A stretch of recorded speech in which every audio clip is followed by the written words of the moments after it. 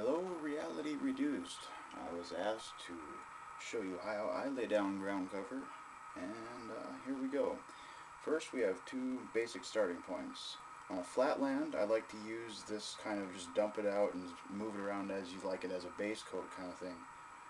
The second I usually normally use on hills, which is put down the glue first. This is 50-50 water and white glue, just ordinary, school glue. And what I'm going to show you first is how I do the glue, because that's about to run off the table.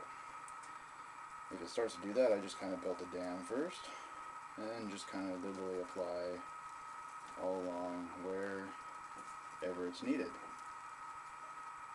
Quite simple. And if you want to add a little color, I use old spice containers to put the really fine ground foam in. That's a little bit of green. I don't know if it shows up on the camera all that well. And some darker colored stuff,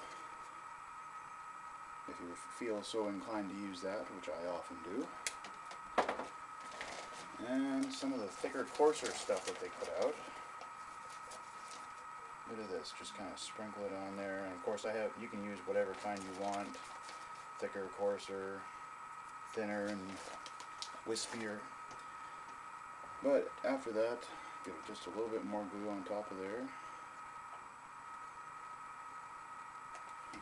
And spray it with some regular rubbing alcohol. I just took the container and put an old spray bottle on top of it. Takes a second.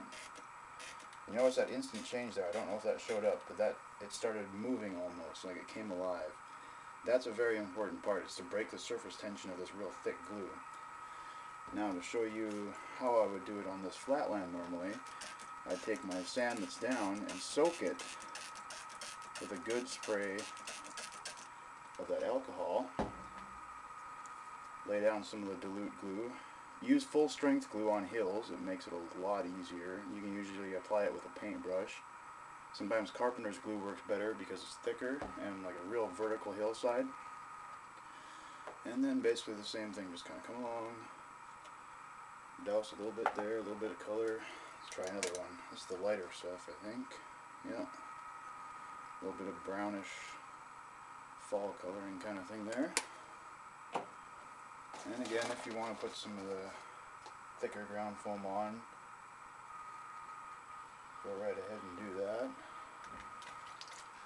Spray it down so that glue can soak in there. It's very important. The alcohol lets the glue soak in. It breaks the surface tension and allows it to soak right in.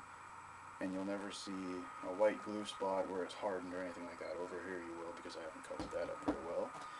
But that's the gist of what I usually do for most of my scenery.